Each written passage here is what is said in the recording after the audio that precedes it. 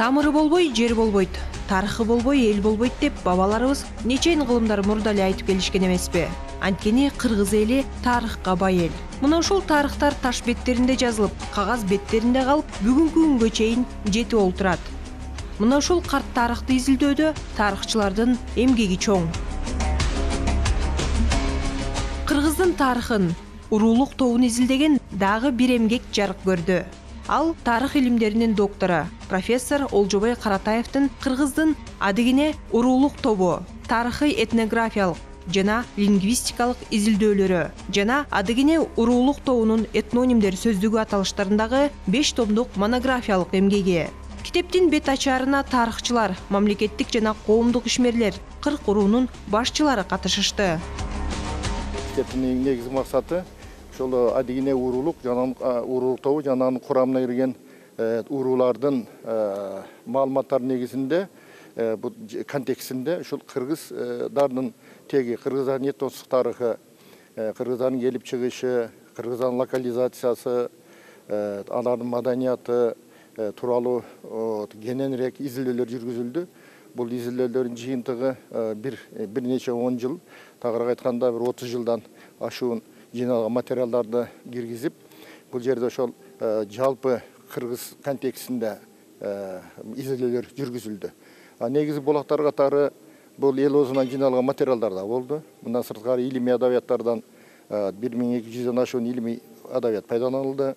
200дөн ашуун информаторлордун берген баяндары пайдаланылды. Мындан сырткары эң негизгиси Алматынын жана Ташкенттин мамлекеттик архивтеринен жыйналган материалдары.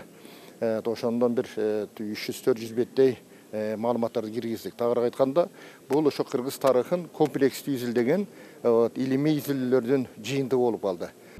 Аталган илимий эмгектерде кыргыздын эң байыркы уруулук тобунун бири болгон адыгине жана анын курамына кирген бөрү, баргы, жору, карабагыш, сарттар урууларынын келип чыгышы, уруулук курамы, таралуусу, адыгине уруусунун кыргыз элинин эл катары калыптанышына кошкон салымы, философиялык диний ишенимдери, каада салты, жөрөлгөлөрү, үрп адаттары, дүйнөгө болгон көз караштары чагылдырылат.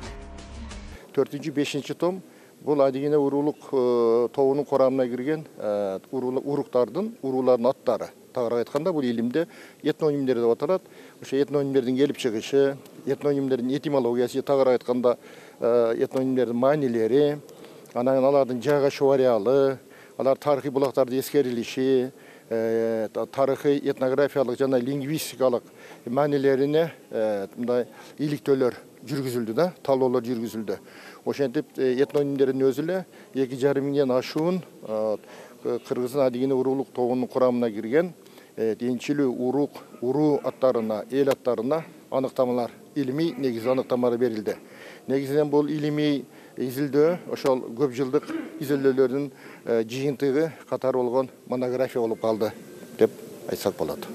Эмгекте кыргыздардын байыркы Енисей доорунан бери келе жаткан анимистик, фетиштик жана тотемистик ишенимдери, шамандык дүйнө таанымы, ислам дининин тийгизген таасирлери, анын этнонимдердеги чагылдырылышы изилденген. Олжобой Каратаевдин бүгүнкү 5 томдук адыгине деген китеби бул ушул жагынан алганда бир чоң секирик жасаган, илимий ачылыш жасаган эмгек да. Анткени буга чейин санжыралар жазылды, санжыралар изилденди. Бул эмгекте болсо ошо санжыраны да кошкон, а бирок ошону менен биргеле илимий булактарды, архивдик булактарды анан кийин изилдөөчүлөрдүн пикирлеринен бери кошуп келип туруп, бир чоң этнософиялык бир илим жаратканда.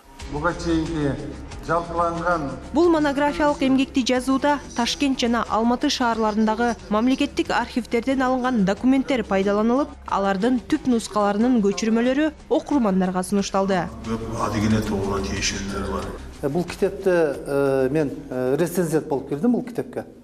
Ошол жерде мен да бир 2 илимий макалам кирди ал жерге. Бул китепти жаратууда өткөн 2023 жылы Олжобой Каратаев менен мен Ташкент шаарындагы мамлекеттик тарыхый архивте болгонбуз.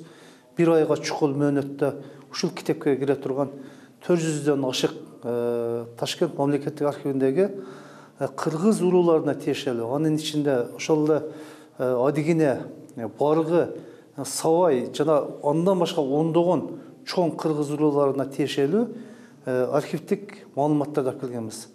Архивдик маалыматтар негизинен мазмуну боюнча 20-19 кылымдардагы орус жана чет өлкөлүк окумуштуулардын изилдөөлөрү боюнча ошо топтолгон материалдар болуп эсептелет.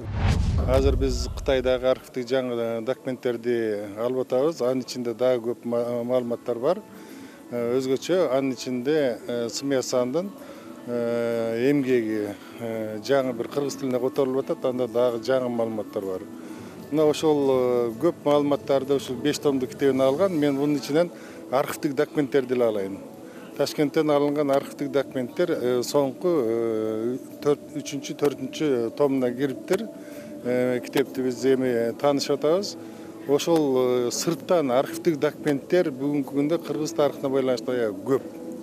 Кытайдын өзүндө эле бир 100 000 беттен ашык архивдик документ бар. Анын ичинде Адигенеге байланыштуу Канат Абдужапар деген мыкты тарыхчыбыз манжур тилинден эле Адигенеге байланыштуу аябагандай көп архивдик документтерди таап эми которуп атат. Ал бул китепке кирген жок. Андан башка Кытай тилинде көп кирди. Ал эми Ташкенттен алынган архивдик документтер Адигененин 4/1 эле бөлүгү.